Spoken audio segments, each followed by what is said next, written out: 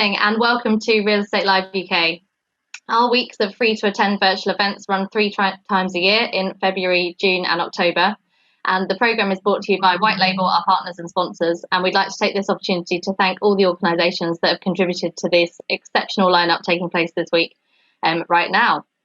During the sessions this week, places across the UK will be showcasing investment opportunities, and industry-leading experts from the public and private sectors will be discussing new ideas and topical issues relating to property.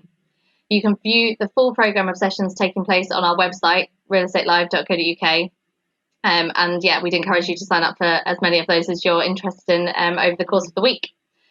Several of our panels and presentations will be linked to our key themes for the week, which are driving green investment, promoting healthy places, redefining town centres, and homegrown tourism and leisure. We have a few keynote sessions taking place focusing on each of these topics, as well as our London keynote tomorrow morning. And this, our opening keynote, will be discussing the creation of legacy events in 2021. So we'll naturally, I imagine, cover several of those topics over the course of the next hour.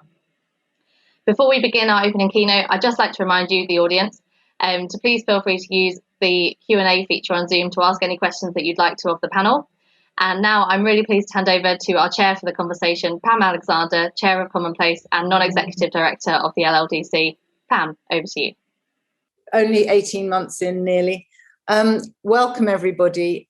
Delighted to be opening this session of Real Estate Live with a real discussion with the people delivering legacy tourism and leisure, but so much more in terms of opportunities for local people, opportunities for local businesses, and regeneration opportunities, which obviously speak to you in the real estate sector as well. We're going to be hearing from four very, very interesting speakers. Councillor Susan Aitken, who is the first SNP leader of Glasgow City Council, and who will be talking, of course, about COP26, which we all know is coming at the end of this year. Carolyn Downs, Chief Executive of Brent Council, and I don't imagine anybody can be unaware of the Euros going on in Brent as of just now. Then we have Tim Mulholland, who's Managing Director of Treveth Holdings, which is Cornwall Council's development body for their housing and commercial development, a task which he's been leading from setting it up 3 years ago to this takeoff in 2019. And of course, we're all aware of G7, which has just completed in Cornwall. And finally, last but no means least, Cllr McColgan, in that wonderful cultural city, Liverpool, who is the Director of Culture. What a fabulous job. And she's going to talk to us, I'm sure, about lots of issues that culture in Liverpool has brought, but also particularly about the post-pandemic events that they've been organising. As Bonnie said, I chair a digital community engagement company, which I'm delighted is sponsoring the next session on the social value. And I think community engagement is going to play a big part in our discussions about legacy, which really brings opportunities to local people. I'm also on the board of the London Legacy Development Corporation, and I chair their planning committee. And since the Olympic bid was won in 2005, the focus, as we all knew, was on promising community, local regeneration and a sustainable Olympics and Paralympics and their legacy. And 75p in every pound spent by the ODA went towards that legacy: permanent infrastructure, permanent venues and permanent transport links, as well as post-development, skills development and wider social regeneration. And since we reopened the park in 2014, just about 7 years ago, we've had over 34 million visitors. And most recently, we've been very pleased to see more local people using the park, something that we've created some consultations to ensure we're reaching all of our local communities, some of whom have different preferences and wishes from the rest. We've got 33,000 homes to deliver, and we've more than 10,000 now occupied, and 40,000 jobs by the time we hand back to the four boroughs in 2025. Excuse me. We've been very much involved in bringing in local communities and businesses, and the powerhouse of culture, which will be East Bank, will bring them huge new opportunities. So I'm very pleased to be hearing this session because I think we're all learning from each other. And I'm going to start by inviting Councillor Aitken to tell us about the importance of COP26 to Glasgow's future plans and how she's looking forward to those. Susan. Hi, good morning, everyone. It's a pleasure to be here. Yeah, how we sum up COP26's importance in 3 minutes is challenging. I'll do as much as I can, but I think it's fair to say Glasgow isn't now new to hosting events where we focus on delivering a legacy for communities and citizens and for the city itself. Since we were the UK City of Culture in 1990, which was a really transformative event in Glasgow's history then, we've obviously hosted things like the Commonwealth Games, the European Championships, first European Championships in 2018. We are also hosting the Euros just now. In fact, I'm heading off to Scotland's first game just this afternoon. And we have hosted a whole number of events. We're one of now the UK's top conference and convention cities. But COP26 is of a different scale and a different magnitude. First of all, people aren't coming to Glasgow. The people who are coming for COP26 aren't, by and large, coming to enjoy themselves. They're coming to literally determine the future of our planet and set the future of the whole world and humanity, hopefully on a safer, cleaner, greener, more just, more equitable course.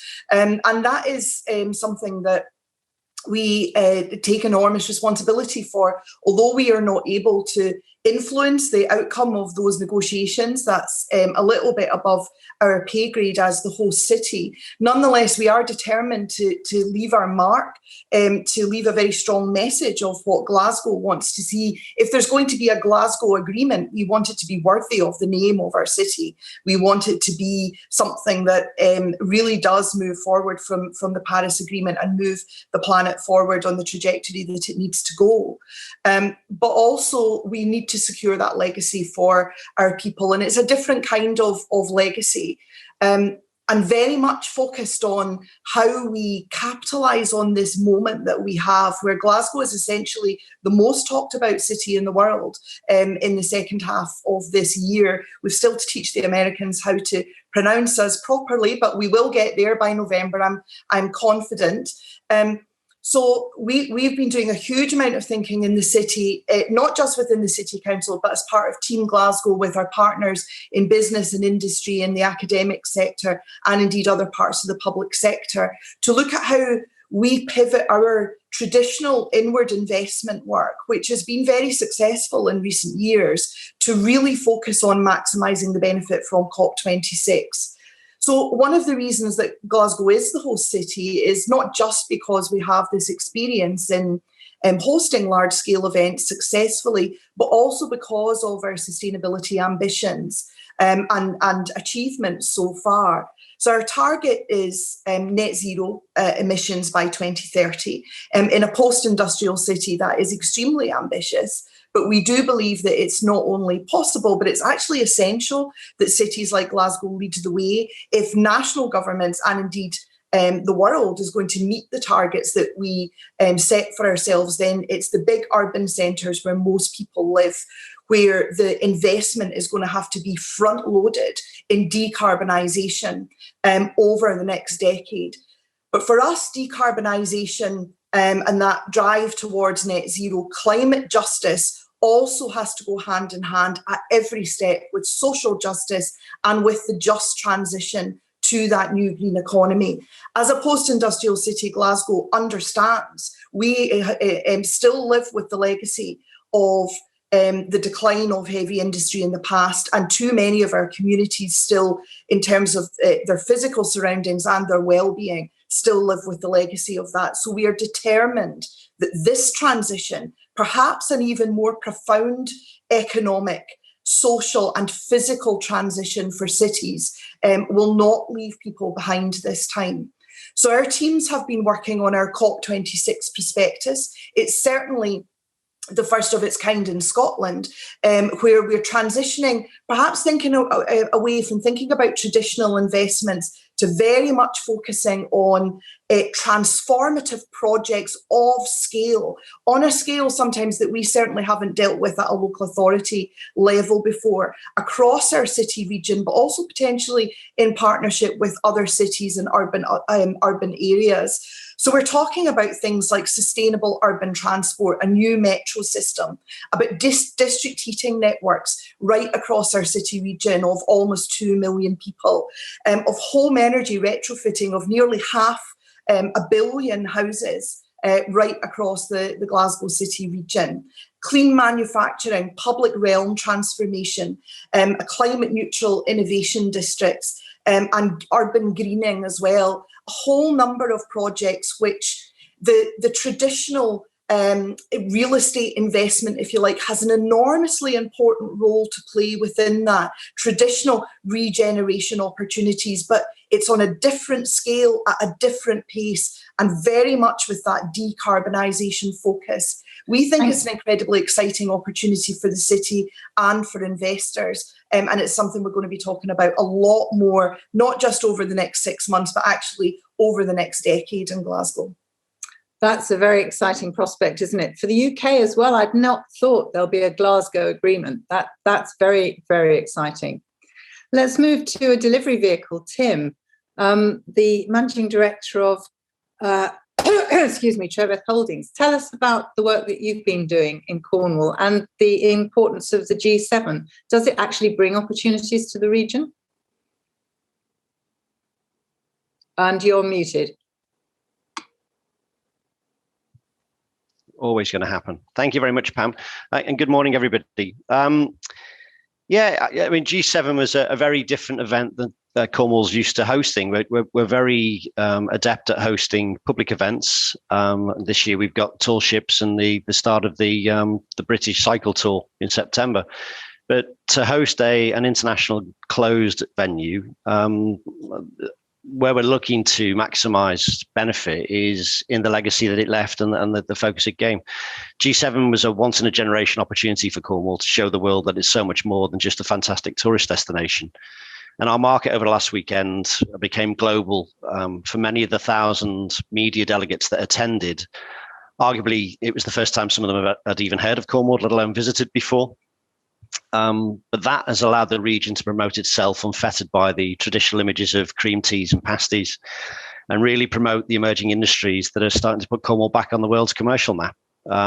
Cornwall's leading the way in the UK on renewable energy. Lithium mining and geothermal technology are becoming reality down here now. Offshore energy is being developed and tested in the sea just off Carbis Bay, opposite the hotel that the delegates all stayed in. Add to this, we've got a rapidly growing tech sector with world-class digital and software companies already employing hundreds of people in highly skilled jobs. And we're a major player in the global space and aerospace sector. Goonhilly is the world's most capable satellite ground station. So we've been able to promote the changing face of the Duchy as an economic entity rather than just a tourist entity. In terms of development, what does that give us? Well, development's got a huge role to play in how Cornwall maximises the potential of the sectors I've just mentioned. Most recently, we've been in the national press as housing has been at the centre of attention, and particularly the change in our lifestyle and live-work habits, driving people to look for a more balanced lifestyle. And Cornwall, like so many other areas, needs more homes of all tenures that allow growing industries to attract people from inside and outside the county. But the businesses in the fields I've mentioned all need real estate as well. So they all need offices, they all need storage, distribution, etc. And this is where the development sector feels we can really be involved and need to be involved in what happens following the legacy of G7. Cornwall as a whole has to maximise the exposure we've received over the past few days by turning inquiries and interest into significant inward investment opportunity. And inward investment requires quality business space to attract the right employers and their employees. So it's a real key area for us. Traditionally, commercial space in Cornwall has been developed to suit a very local market. We now need to be far more ambitious and look to the wider global market. We've got a fantastic network of professionals, consultants, designing and delivering some of the greenest buildings in the UK in some of the most stunning locations. And to date, we've hidden that, and we shouldn't be afraid of promoting these and other opportunities. So what G7 has given us as a global stage is the ability to promote the other side of Cornwall that most people don't think of.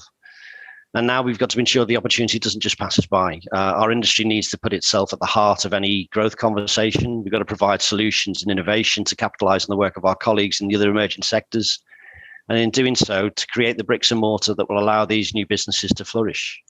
Cornwall set itself a very large agenda. We declared climate emergency 2 years ago now, and we have an ambition to be carbon neutral as a county by 2030. So there's a huge amount of work to do and a lot of opportunity for people that people don't normally associate with Cornwall. So we're using the legacy of G7 rather than the event to hopefully promote and encourage people to look at Cornwall as a viable opportunity. Thank you. That's very interesting and exciting to know that you've got some inward investment inquiries already out of it. That's great to hear. Mm-hmm. Right, well, we're moving on to Carolyn, who's in the middle of excitement at the moment. Would you like to tell us a bit about how Brent has had to prepare for the Euros and what legacy you hope it may create? Yeah, thanks very much and good morning to everybody. So yesterday was an absolutely brilliant day here in Wembley and in Brent, with many thousands of people who came to watch the match, the opening match. And we've obviously got this 8 matches all the way through to mid-July, when I seriously hope it's a Scotland and England final. Sorry to anybody who might be Irish or Welsh, but my husband's Scottish, so I have to say that. So anyway, how we've been preparing for events such as this, I would say now probably since 2007, when the original stadium went, much loved but decrepit, in a really dreadful part of the borough, frankly, was actually removed. The council made a very specific decision to actually build its own offices right next to the stadium. And 12 years later, it remains one of the most environmentally sustainable public buildings in the UK and was a real statement of intent around regeneration. We have a brilliant development partner, Quintain, who has worked with us with a master plan put in place by the council. And that has now delivered 20 housing blocks, 35% of which is affordable housing, 15% of which is social housing, 11,000 residents on the site of homes that did not exist before. It has created 7,000 jobs as well. In the area, largely in hospitality and retail. But with the SSE Wembley Arena, we are really one of the London hotspots now for cultural events, whether those being sporting or indeed more broad culture. We ourselves last year, to coincide with what we thought was the Euros, was the London Borough of Culture. Having said that, I have to say, which was a real shame that we couldn't have the celebrations around the Euros. But actually, I have to say the digital reach that we've had as London Borough of Culture was far better than we would ever have had if it had been in person, actually. So that's not so much of an upset. However, it's really important to say Wembley Stadium brings £150 million a year into the borough in terms of the income that it generates. And as I said, with the development here, 7,000 jobs. And what's particularly important for us as a borough is that that benefit is not just felt in Wembley Park, but is felt across the whole of Brent. So the really important issues specifically around that are jobs creation, getting apprenticeships in, connections to local schools, that local people benefit from those jobs. Additionally, the council with 11,000 new homes has got a significant tax take from the residents as well as business take coming into the borough. So that's been fantastically helpful for us in terms of our revenue budget and our ability to redistribute monies across the borough. So the development of Wembley Park gives us about £100 million in infrastructure levy monies. We have reinvested 17 million of that just in Wembley Way alone. And so if anybody comes here, Susan, I hope you're here on Friday evening. If you're here on Friday evening, Wembley Way is absolutely glorious. And that £17 million contribution from our infrastructure levy to a £34 million scheme just in creating a brilliant public environment in Wembley is absolutely amazing. I could bore you to death for hours and hours and hours about how difficult this has been with COVID. 22,000 people. The preparation has been second to none, has been exhausting and extensive. But yesterday was a fabulous day. The legacy for us is next year we've got the Women's Euros finals. We hope to host the World Cup in a few more years' time as well. So the legacy for us, the Wembley Stadium remains. The regeneration of the borough is amazing and will remain as well. But what's really important for us is to raise the aspiration and the life chances for people who live in this borough, the most diverse borough in the UK. Thank you. Thank you very much. And I have some interest. I was on the board of Quintain when that master plan was being begun back at the beginning of the century. And that COVID reference you've just made is a terrific link to our final speaker, Cllr McColgan, who's the Director of Culture at Liverpool City Council. And you've been hosting the first large-scale events to come out of the pandemic. What sort of challenges have they brought, and how do you feel that's been really important to the local economy as we recover? Oh, thank you, Pam, and thanks for inviting me. Delighted to be here. Just a bit of background on Liverpool before we start. Liverpool was European Capital of Culture in 2008. For the last kind of 10, 12 years, it's built its whole economy with culture at the absolute heart of it. So just a bit of context for that, which is why it's quite been very challenging as it has for everyone during COVID. 48% of our business rates come from the visitor economy sector. Really exciting city, very young city, but that's 270 million that kind of isn't there at this moment in time. So for us as a city to get major events back up and running, to get the kind of cruise liners back in, to do all the things that this city is very, very good at, to bring life back to the streets was a huge priority for us. We did a mass testing pilot with government in November, which was a huge success, brought us from tier 3 into tier 2. We then, one of the reasons we did that was to, 1, to get schools open, 2, to kind of manage outbreaks, but 3, to get our economy back up and running, and to do it in a really innovative way in partnership with the rest of the kind of organisations across the city. So we were kind of talking to government on and off for probably, feels like forever, it was probably about 4 months. And in the end, we kind of came down to looking at 4 events for the city to trial as part of the event research programme. Nightclub, a festival, which happened all across the country. Liverpool is a festival city, as many of the other people, as many other cities across the country are. A comedy event and a business festival, so a conferencing event as well. The most incredible experience I think I've had in terms of the complexity of it, because it wasn't just putting an event on, it was working with the Director of Public Health and a huge amount of scientists from 3 brilliant universities, including Liverpool University. The event went around the world, so the Cllr was on the front page of the New York Times. The positive kind of coverage from this city that went out over the airwaves, the Scouse voices on every radio station that you heard, was just absolutely wonderful at a time that has been very, very hard for this city. I think though what it did was it really enabled the country to recognise the fact that the impact that events have, and obviously today we'll find out what is happening. It is a hugely important employer for especially of young people across the country. We have never tried to open up nighttime before, so it was the first time that nighttime had ever been tried to be open. Cities like ours thrive on a really, really vibrant nightlife, a vibrant culture, a vibrant place. And it's not just kind of about the economy, it's about the personality of the city as well. So for us, it was hugely important to do that.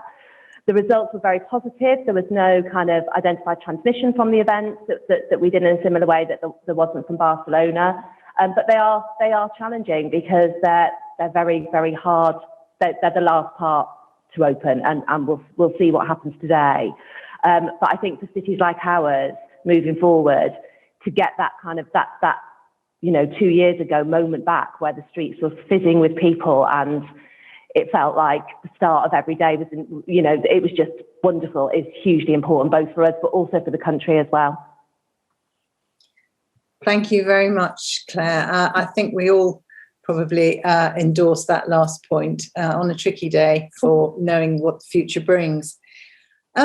Please, can I encourage those watching, and we've got a good number of people participating in this session, do think of questions that you'd like. We've got half an hour left, which is in my book, a very good amount of time for participation from the audience. But I'll start with a couple of questions relating to what you've already suggested, I think. And it was interesting how many of you have been cities of culture, and how important that's been maybe in setting up the context and the capacity and ability really to make the most of these sorts of opportunities, which are also big challenges. I wonder if we should just pause for a moment on the challenges. What are the big challenges and issues and problems that you've had to deal with? Who'd like to start?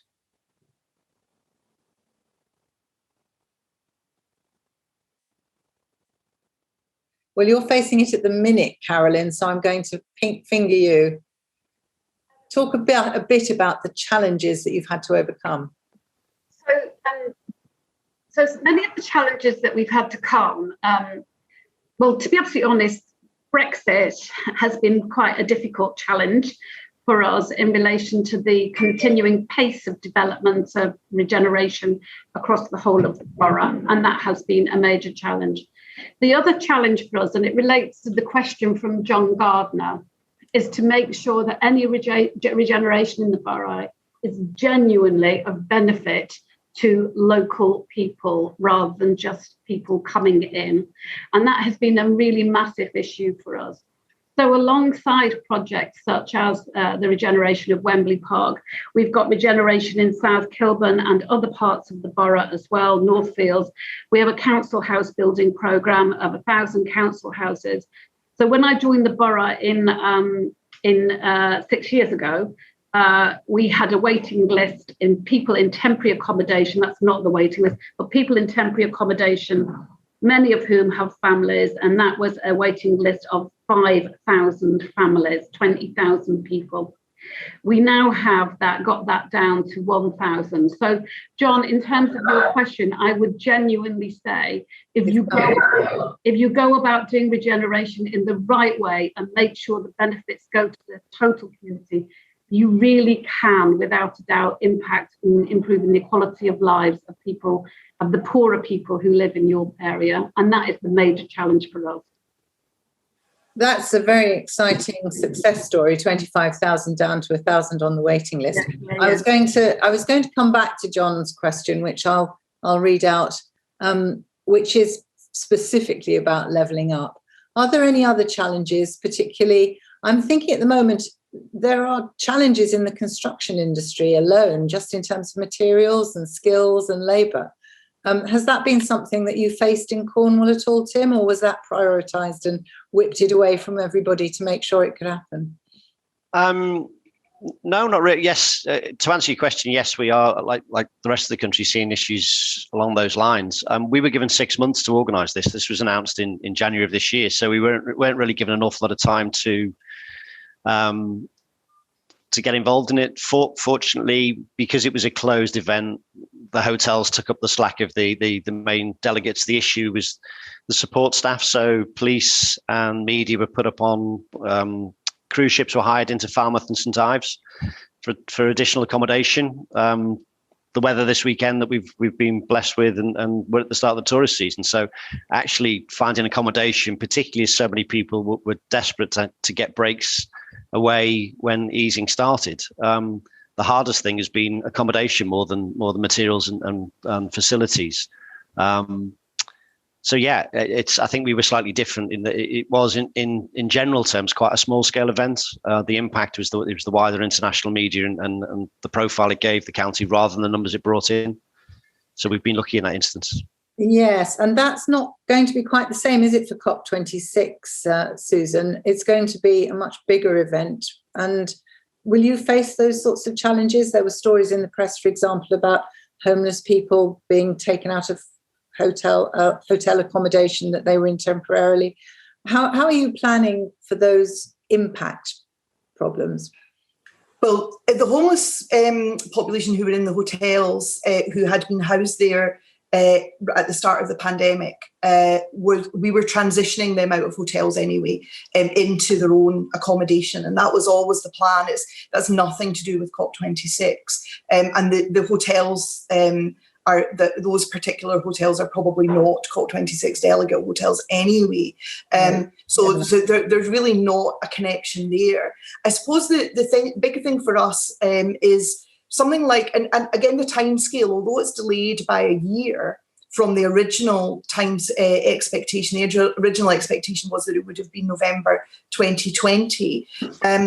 It's been a year in which we've not been able to do very much for a whole number of reasons. And the contrast with something like the Commonwealth Games, where there was more than a decade to prepare for the Commonwealth Games, and we did build things in the city, an athletes' village, which is now housing and a residential home for older people, a new stadium, which is now very regularly used by local people. So it's COP26, where we are doing some public realm transformation, which will be quite significant, but it's much more on us getting ourselves into the position to be an exemplar green city and to get that narrative about why Glasgow is the most appropriate host city for COP26. And for us, it's as much about saying, it's Glasgow's challenges and our imperfections that make us the ideal host, because we are an exemplar for so many cities around the world. It's our typicality in some ways as a post-industrial city. There are so many cities around the world who have not yet completed the trajectory that Glasgow's been on. And Glasgow not unique in the UK, of course. Liverpool is another example of a city that had to transition out of the decline of heavy industry and restart and regenerate and pick itself back up again. But the impacts in Glasgow were particularly acute, and we do continue to live with them. But I think there's also been a thing about, perhaps more in the UK than elsewhere in the world, actually. There were some slight eyebrows raised. Glasgow, a green city, because there is still perhaps a perception of us as a post-industrial city. In actual fact, we were the UN's global green city for 2019. The BNP Paribas real estate had us as the third greenest city in the UK in their most recent indexing, I think after Cambridge and Milton Keynes. So there is that thing about us saying, we already have that reputation for culture and sport and events because, again, culture and sport have been at the heart of Glasgow's regeneration over the past 40 years. What we're now seeing is also know about us for innovation, for sustainability, for skills, for growing and expanding the skills that the modern green economy is going to require, and for understanding, because we went through it in the past and failed, frankly, when it happened in 40, 50 years ago, we understand now how to do transition right, how to bring our people with us, and how to make sure that no community is left behind, but also how to make sure that investors, the opportunity for inclusive growth, both for Indigenous businesses and people coming into the city, is properly defined and properly understood, and something that we can undertake in partnership with investors coming to Glasgow. I'm going to move into John's question because that's a great segue. And if there are points you want to make, Cllr, I'll definitely come to you to ask them. But John Gardner says he'd be interested in how local authorities feel their events and leisure programmes contribute to levelling up within their own communities, a point that Carolyn addressed. Do you actually expect, and do you measure and target reductions in levels of child poverty, reductions in housing waiting lists over the period following the events? And is it possible to see how they've contributed to them? Not just from the local authority perspective, but Tim, I'm sure as a development agency, you have targets for that. And I wonder how it influences your cultural programmes, Cllr. But I'm going to go back to start with Carolyn, because you've already mentioned the housing waiting lists. Are there other aspects of levelling up and indeed recovery for the economy that are particularly being targeted through the Euros? And you're muted. So I think the Euros specifically, I would say no, because Wembley Stadium is here and we are constantly hosting mass scale events. To be absolutely honest, the Euros smaller than what we would normally have in Wembley, to be honest. So yes, we do, and we monitor the impact of the benefit of such an iconic stadium and national treasure into the borough. The levelling up agenda, and when we were Borough of Culture, we specifically ensured that it was a community-focused and community-led programme. In fact, the board for the Borough of Culture was led by young people, and those were young people from diverse communities in the borough. Of course, they had support, but they had their independent support, independent of the council. A lot of those young people have gone on to have jobs now in the creative industries, and I'm sure the levelling up for them is true. But I would not underestimate in a borough like mine the level of poverty and the level of child poverty. And when you consider child poverty and had housing costs in London, and people talk about levelling up in the UK as though London is exempt from it. Some of the poorest communities in this country live in London and live in boroughs like mine. And so when you take housing costs into account, sadly, I think it's 35% of all children in Brent live in child poverty, according to the definition. Hence me saying that the legacy has got to be about raising aspirations, life chances and jobs. Brent has just opened up last week what will be the biggest film studio in the UK in one of our industrial estates in the borough, which is a fantastically exciting opportunity. But it's only going to be fantastically exciting opportunity if young people from Brent and from Harlesden, where it is based, are benefiting, and their life chances are being enhanced as a result of that investment. Yes, thank you. We've, in the London Legacy Development Corporation, we've created a youth board a couple of years ago, and it's been hugely influential, actually, in enabling us to really understand the challenges young people face. We've got strong apprenticeship programs, and as I'm sure you all do, we make sure that local people get the benefit of construction that's going on. And that has been a major source of upskilling as well as training and giving job opportunities to the young people of the local neighbourhoods. But it is a challenge that has to be addressed very specifically. It's not going to happen just through any other automatic means. And I'm sure that that's something that you're thinking about in terms of the physical developments in Glasgow, Susan, as you move towards COP26, would that be right? Yeah, absolutely. So this is something we've been doing for quite a while. And I suppose that levelling up is the UK government's term that's emerged in the past couple of years. The Scottish government's been talking about inclusive growth for quite a while now. And in Glasgow, we developed an inclusive growth diagnostic, which we apply to whether it's new developments, whether it's inward investments, whether it's major regeneration projects, and it's very practical measures. The diagnostic told us where the weaknesses were, what particular interventions will deliver the biggest improvements for our population. So we know our big what we call the three kind of big generational challenges for our city region, our productivity, inclusive growth, particularly in relation to health, long-term ill health, but also skills, and the climate emergency. So those are the three things that we focus on. But the very practical, you've already alluded to how we use procurement, for example, how we ensure community benefits from procurement, and actually I think how we are we've changing and being much more hard-headed, I think, about what we mean about community benefits now. Community benefits in the past might have been, we'll build a play park. For us, community benefits now are this percentage of apprenticeships created, paying the Glasgow living wage, which is higher than the UK government's defined national living wage by a couple of pounds an hour, career progression, security of work, so not 0 hours contracts, opportunities around digital inclusion, so digital skills both at entry and advanced level.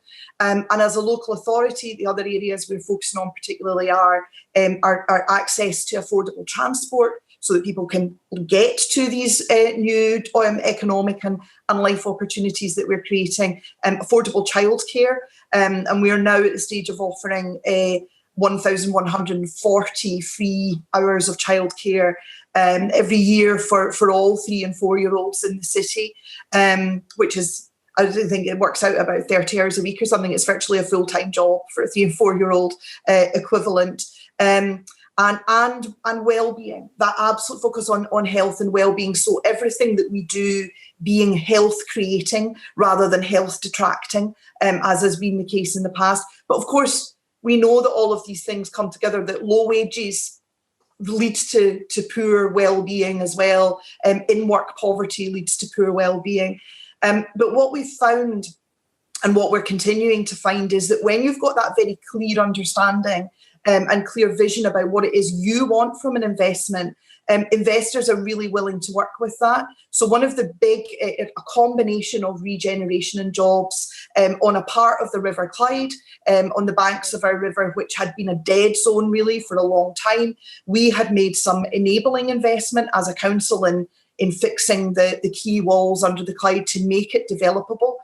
Barclays have come in bringing very significant number of new jobs into the city, high quality jobs as well. We worked with them on that investment, and we have ring fenced around 400 of those 1,200 new jobs coming in specifically for citizens from deprived backgrounds and or who have disabilities or long-term health problems and are excluded.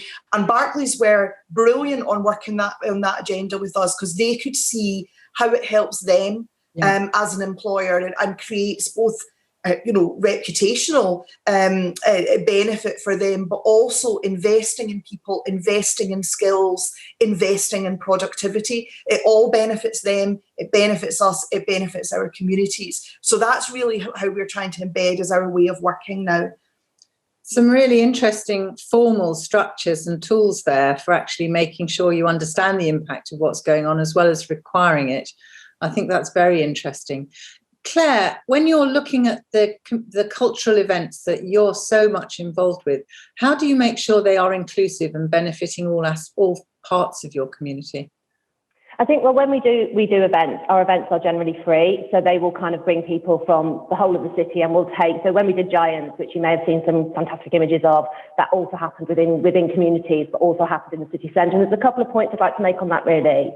One is about the fact that in our city and in every place, a huge amount of investment comes in for culture. So it comes in the form, for us, in the form of kind of business rates. So all that money is recycled into children's services, into adult services, and into keeping the kind of city council up and running. So it's been a hugely important part of our growth. I kind of think the thing that we need to do over the next kind of 5 years, 10 years, is how we move to kind of much more balanced economy as a city.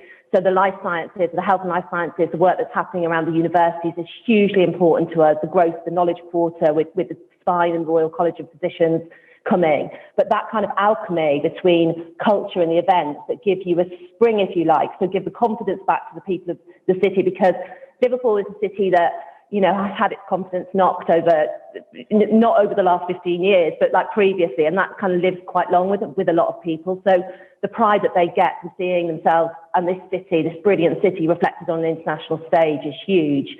The support that we give to our grassroots community organisations is hugely important, and our arts organisations, we have never kind of cut the budget to any significant extent over the last 10 years, despite the austerity that we face. So there's a whole combination of things, but I think that kind of alchemy between science, life sciences, graduate retention, cultural activity, a vibrant and inclusive city is what the future will be, because everyone wants to live somewhere fantastic. And cities like Liverpool, like Glasgow, are fantastic and affordable cities. They are affordable cities to live in. So our big kind of ambition over the next 5 years is to balance our economy. So we've got the visitor economy, which will grow and grow and grow, but also we've got kind of our life sciences and the kind of economy that's coming around knowledge that's growing up the hill from where I'm sitting now. But I think just a point, and I've put it in the chat, We could not have taken the strides that we've taken over the last 15 years without winning European Capital of Culture or even bidding for it. It was transformational for this city, but we used it as a scholarship, not a prize. So we used it to build the last kind of 15 years of the growth of Liverpool to the Liverpool you see now. So any cities that are listening now, I would be beating down doors to kind of get into the UK City of Culture competition. We saw Coventry last weekend. You saw what's happened in Hull, Derry, Londonderry. They are transformational projects that speak about the voice of people. And I think that's where that goes back to, you know, they tell a story of a place, they tell it through the voices of the people of that place.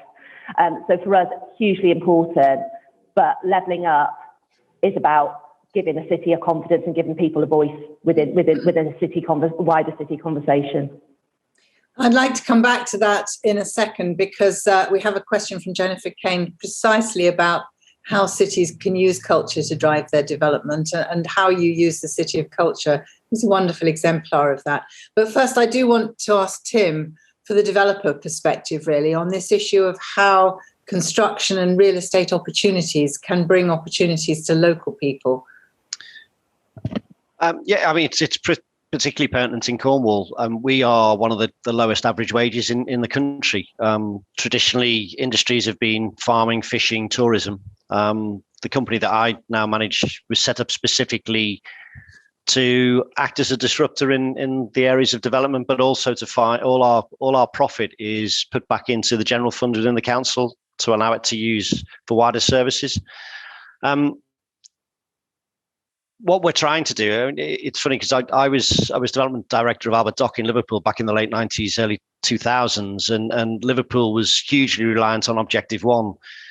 Cornwall has just seen the end of Objective One as we've come out of Europe. So very similar issues. Those of us from Liverpool will remember how rents, particularly in the industrial sector, were stymied by Objective One. People didn't build beyond the sort of grant level, so they didn't have to give any payback. Cornwall's in a pretty similar situation. So we've got areas that should be growth areas that actually the rental levels are way below development possibility. So G7's really important for us, is more so than the cultural conversation we've just had, in that it's a spotlight to highlight how the county is changing. We've got a hugely commercial university in Falmouth that are now producing kids coming out of there that are specialists in fashion, in film, in digital gaming, these sort of areas, these new tech areas that people don't normally relate with us. Lithium mining is a blast to the past. It's been really well received here because mining is in the heritage of Cornwall. And lithium can be produced from the byproduct. It's the water that floods the old mines that is sat down there. It's filtered through, so it's there to be extracted quite easily. So there's an awful lot of really interesting new sectors coming forward. One of the biggest drivers for us has always been to keep the kids in Cornwall. One of the biggest things you'll always hear from Cornish people is if they ever had ambition, they had to leave Cornwall because they couldn't earn the money they wanted to. And it's creating that balance. There's a huge part of the population that don't want to leave, but would like to live a more comfortable life. And a lot of that is opportunity that doesn't exist for them at the moment. So it's essential that we promote these new services that are coming through. But to do that, the facilities and the environment's got to be in place. We've got to have good quality functional space in whatever form it is to attract the right sort of inward investment for them to open their own operations and to attract the right people into the businesses. And it's only by doing that will we then create the apprenticeships and the opportunity for local Cornish people to actually stay and live and enjoy the lifestyle they want. And that's the balancing thing for us. In terms of housing, the tourism sector's hugely beneficial to the county, but we live on a 6 month on, 6 month off rental cycle down here, where you find families are actually asked to leave their premises in April and offered them back again in October. So Treveth are now producing 50% of our output will be private rented sectors housing, and we're doing 3-year leases, and it is aimed purely at local people. We're not advertising it in the Sunday Times. We're not promoting it outside of Cornwall. The aim is that we provide accommodation of a quality that allow people to put roots down in their own towns and villages.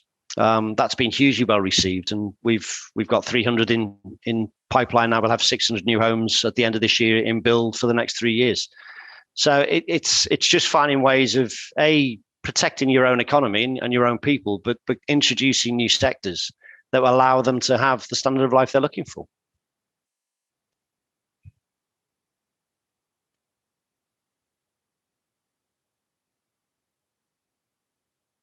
Sorry, I was just asking whether you were managing those rented houses yourselves or whether you're looking for managing agents.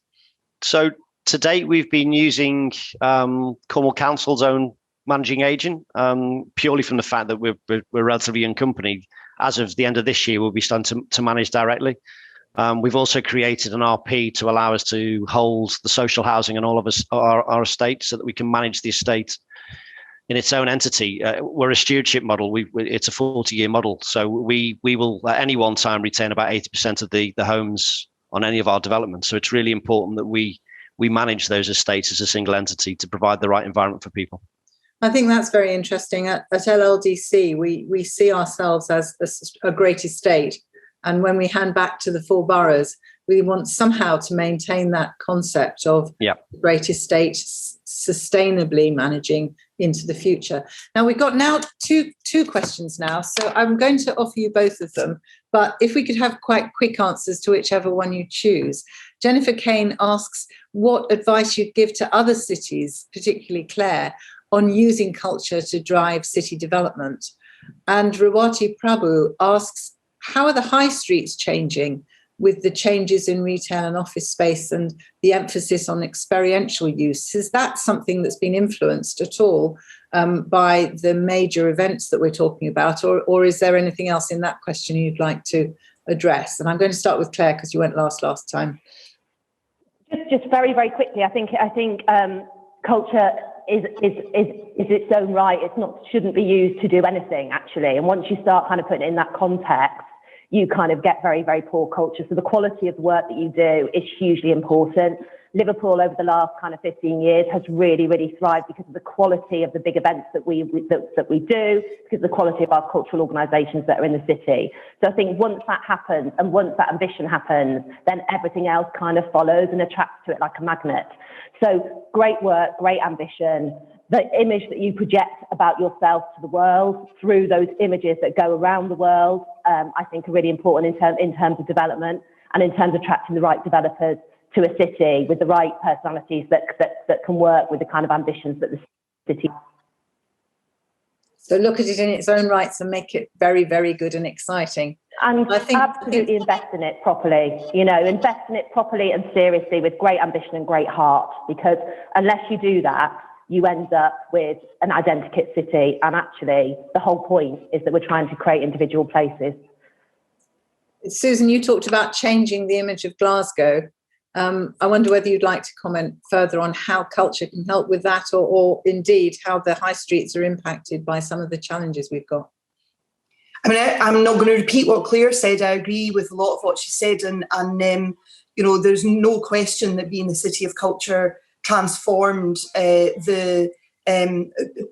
possibly the domestic image of Glasgow, the domestic understanding of Glasgow within the UK at that time, and that's 30 years ago now, but that has then gave us a base and a foundation to build and create other renewal narratives, I suppose, about the city. I think the high streets question is really fascinating.